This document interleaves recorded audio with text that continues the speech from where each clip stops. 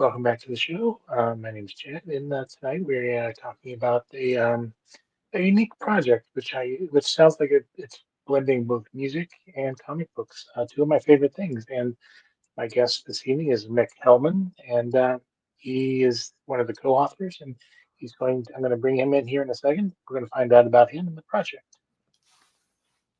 Thank you, Chad. Hey, how's it going, Mick? Hey, Chad. It's going okay. A lot going on in the world. Yep, definitely. Always was. Maybe we can, talk about stuff that'll help us forget about that for a little bit. Yeah, that's it. I'm game. I'm in.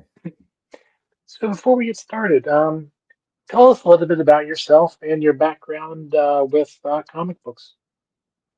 Yeah, so I'm I have been reading comic books since I was a child. And then, back in when I was growing up, probably early on, the stuff they had back then, like I don't know, starting with Peanuts probably, and then like Archie and that whole thing, and then a lot of the more dramatic ones. I don't know, so you remember Sergeant Rock and a whole lot of things that you Mhm. probably wouldn't really publish today.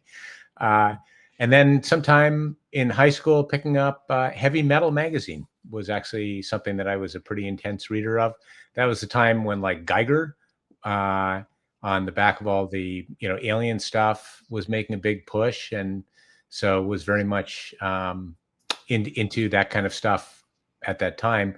And then really after a while lost track of it. I got to a point in my life where I got married pretty early and had children. And then of course they were into anime. So but that was kind of a different thing, mostly anime like on TV or like whatever, or on videos, Howl's Moving Castle or Totoro and stuff like that.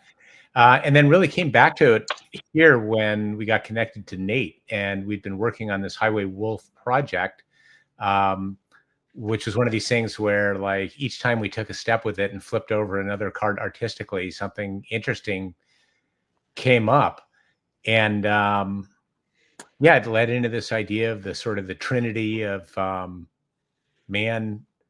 Well, really started dog, wolf, and man, and then if you go online to YouTube under Highway Wolf, you'll see a series of videos that are animated and that tie in pretty well to the comic book, even though a different artist worked on them. And so, yeah, that's kind of how I got here. So explain a little more about the comic book and the inspirations behind it. Yeah, so I think it really came out of the idea of this trinity, and the that whether your starting point is the dog, the man, or the wolf, we have the other sides of ourselves, of kind of our personality. And so the and one of the ideas that really came out, and this led to the comic book, was the call of the wild. The idea that in all of us, whether it's this furry little creature here wearing his coyote collar, uh, or the man who I am told maybe represents me in some way and maybe not. Um, and, that we're urbanized and we grow up in this very sort of highly, I don't know, comfortable, cozy existence that we've come to enjoy, but we also have this call of the wild, ways in which we want to be out in nature and kind of get back to our true selves. And I think the idea in the comic book is it really explores all of those themes. It starts with the man and the dog, so two parts of the three in the city, and they decide to go for a ride. And Purdy, the dog, feels the call of the wild and jumps out, and then has to confront the dog. The wolf, sorry, confronts him with his affection for the man and says, "You can't have it both ways." And uh, and Purdy begs to differ and says he will have it both ways. He can be both civilized and wild, and that's his choice. And he somehow persuades the wolf that that's okay. So, but yeah, it came out of that call of the wild idea, really. So what is your background as a writer? And you know, is this your first experience, working in comics or Yeah, with the medium? yeah. Yeah, I've been a musician now in terms of playing in bands and stuff like that, mostly as a drummer, but also a vocalist for probably about 14 years. Something that I really got into because of my kids, and they were musicians and songwriters and stuff like that. And I was able to, come into music really as a way of backing them up early in their careers. And I should say, as a shout out to the two of them who are actually out promoting material, one of my children is performs under the name Olivia Wolf. And so before I did the Highway Wolf things, I had to get her permission, not legally, but as a human being to use her stuff. And she's kind of an outlaw country type. So definitely Okay. big influence on and she's got all sorts of material on Spotify and on YouTube and stuff like that. And the other one performs under the name Ismay. And they were the ones who really got me into it. And before that, I was, did a lot of other stuff. I was raced mountain bikes and road bikes and track bikes at a reasonably elite level for 7 or 8 years. And that was maybe my call of the wild, a place where I was able to step out of maybe, more traditional role as a father and as a person who worked a normal day job and stuff like that. And able to, explore different, maybe wilder part of my personality before the music and the drumming and that kind of thing. So, what are the, how did you, who's the artist you're working with, and how did you kind of get connected with them? And we'll start with that. Yeah. So, Nate Gomez is the artist. And I originally met him. So I have two co-producers on this project, Amber Morris and Tal Morris. And like I said, is one of these things where every time we would do something, a new idea would come up and we'd say, well, let's step into that space and see what happens. And so we had actually started with this album that we did. And then along the way, they're Bay Area people, which Nate, who was the comic book artist, also Nate Bay Area person. So they originally met him. He may actually be a relative of theirs. I'm not entirely sure, maybe a cousin or something. And so he approached them and did, some of these. This is, I don't know if you'll be able to see much or any of this.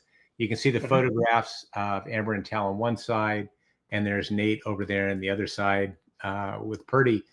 And so, they came to me and they said, hey, this guy's really good. And he has an idea about how to do this comic book. And what do you think? And I was like, yeah, let's do it. I think we were very much interested in the idea of exploring kind of any multimedia option that, that we thought people might, bond with or find joy in. So, and that's really how we connected. And then we went through an iterative process of him developing the panels and going back and forth with us, originally all in like black and white, and Mhm. then the pencil sketches, and then kind of building the ideas out in terms of the development of the story.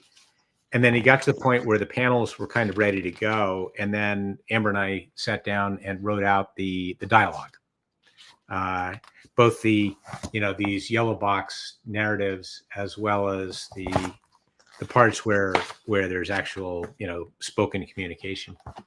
And yeah, so that's essentially how it evolved.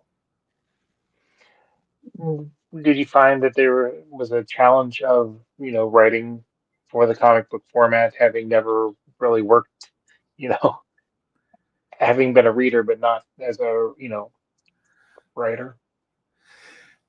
I would say, initially felt it.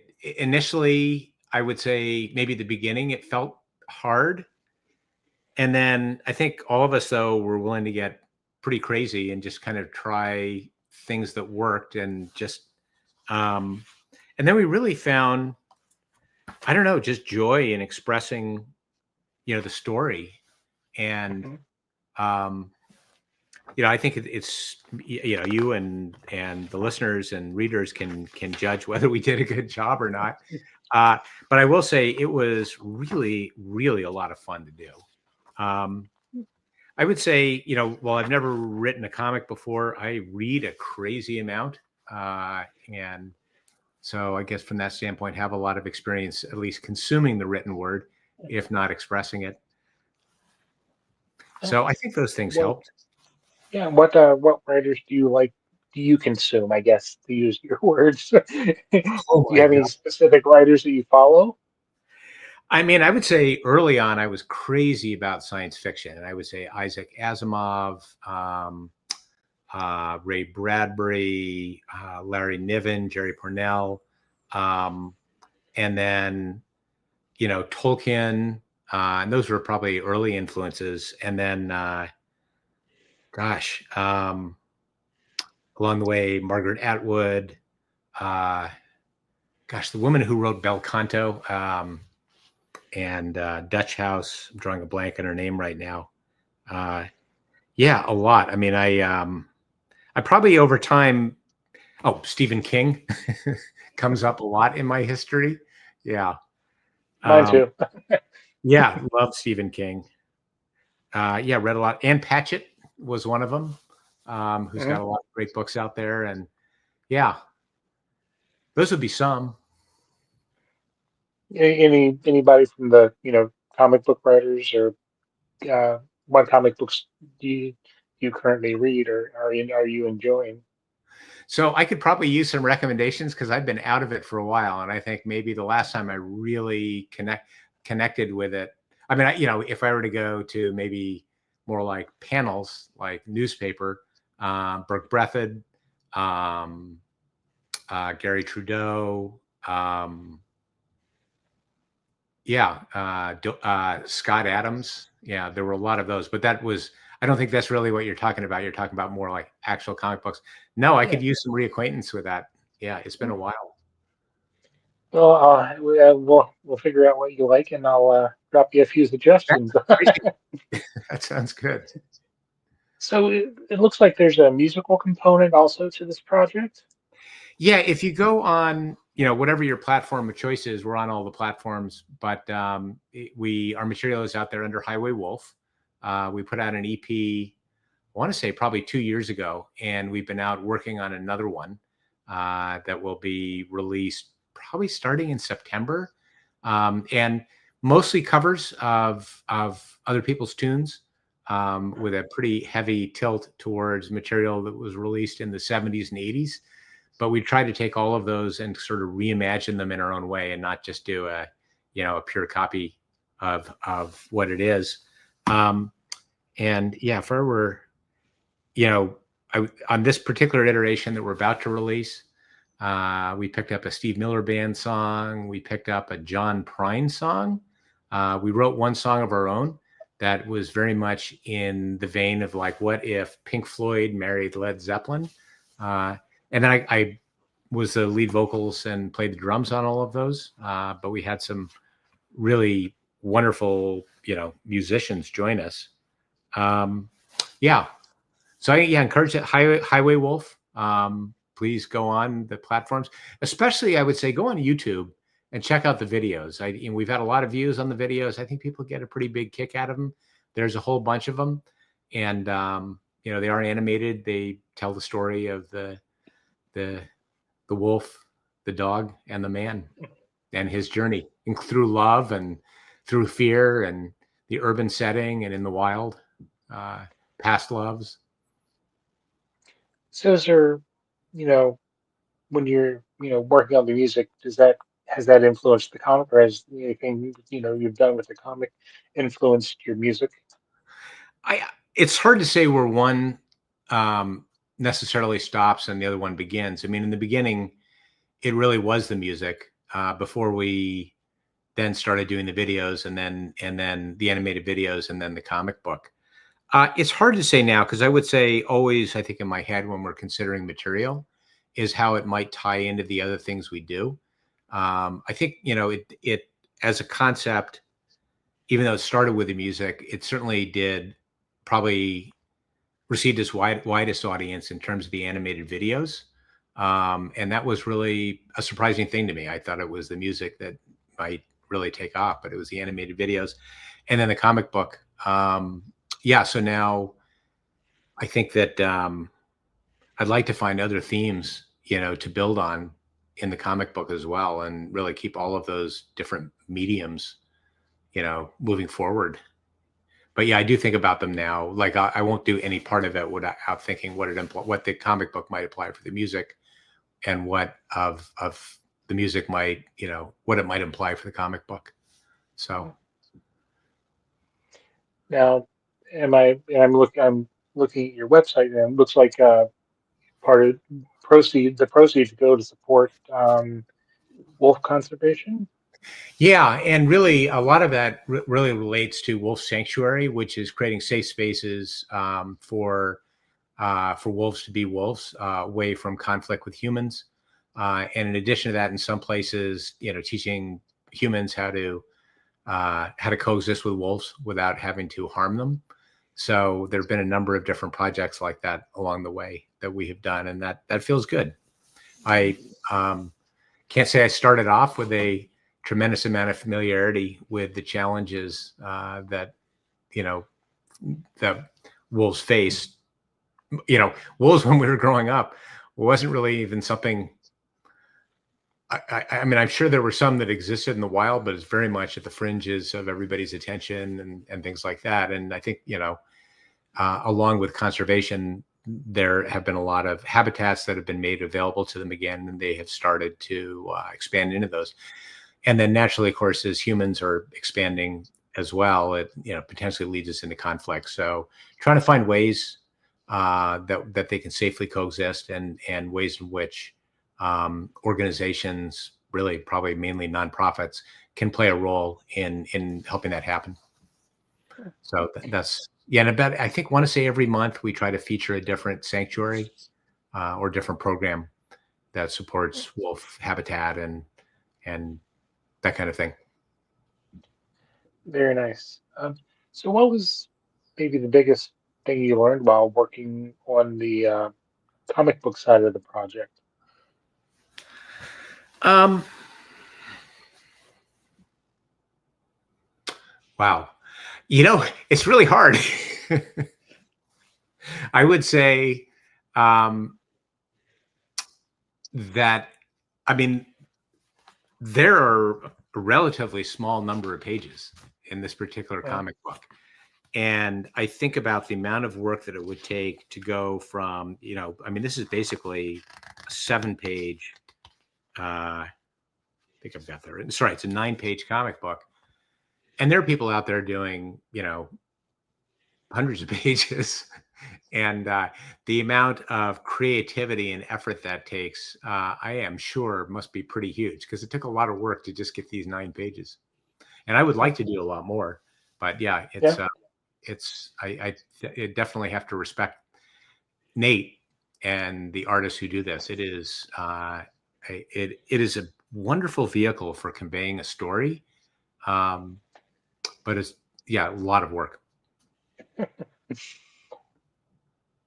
Were there any challenges that faced while putting the working on getting the comic book you know in its format?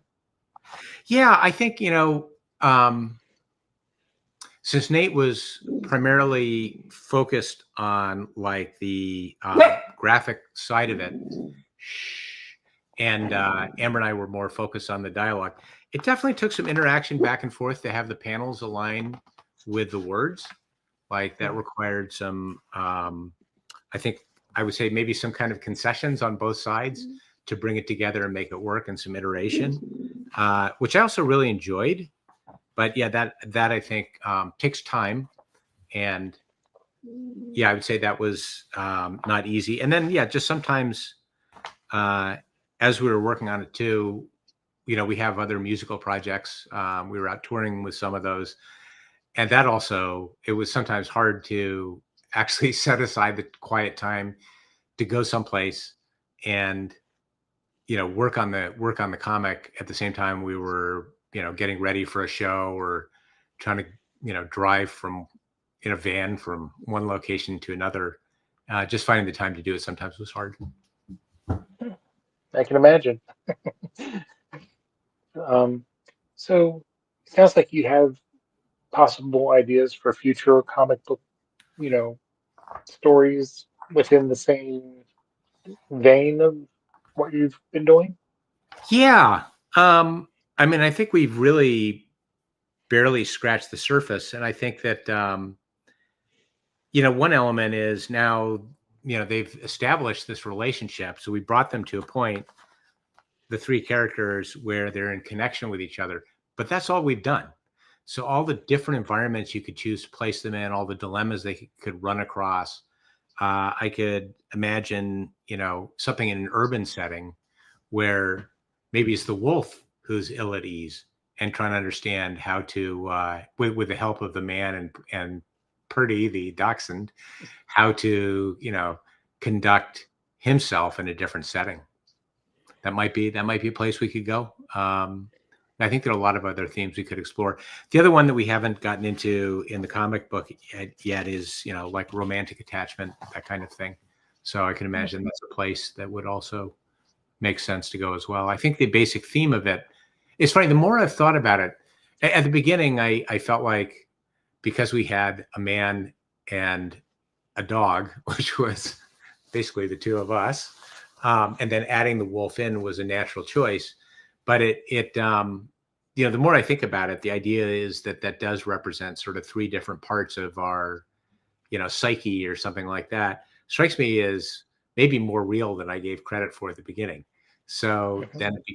then it becomes a question of what situations can you put them into and what scenarios you can come up with that make one or the other of them face some fundamental truth about themselves, or learn something that they about themselves or about the world that they didn't already know. I think it's a powerful formula, and I curious how other people think about themselves and whether or not that resonates. uh, and I realize I don't know if I'm supposed to be interviewing you, but does that notion of that three parts, does that make any sense to you? Well, I mean, it does, and I don't know if this is, maybe this question, but in the book, do you, have, scenes from the perspective of, the wolf and stuff? And if so, how is it hard to get into like, this is what I think a wolf would, think about, the situation? I think in this particular one, you get a little bit of sense of the wolf's, psyche, Hmm. but not much. I think what you get is a reasonable amount about the man and Hmm. his fears, and his reluctance to let go of Purdy and let him sort of be free, and his fear that he may be eaten by the wolf. Uh, so you get a little bit of his thing, you get a little bit of the dog's thing, but I don't think you get much of the wolf yet. So um, I think that, yeah, that part is still somewhat undeveloped. I was just curious, and I'm sure that when you get to that part, then it's going to, you'll have to put yourself in a different frame of mind, to write that part. Then I'm sure it's easy writing, obviously writing it from the perspective of a man, a human, and Yeah, but I think it's appealing too. Mhm. To approach it from the standpoint of the wolf story and how the wolf thinks and what the wolf fears, um, maybe what the wolf hopes for. So yeah, I think that would open up a lot to come at it from that angle. So, what would you like for people who read this to take away from not only the comic book but also the music part of it? Yeah, I would say I think in the comic book, to maybe think about themselves, and if they were to think about themselves not just as the person, but as the attributes of the wolf or of the dog, how those parts of them are either suppressed or manifested in the world, and maybe the dog part since the dog is more about loyalty and love and um, that kind of thing. Whereas the wolf obviously is more about this sort of call of the wild and things like that. How that manifests itself, and maybe what's missing, and what they would like to explore about themselves. In the music,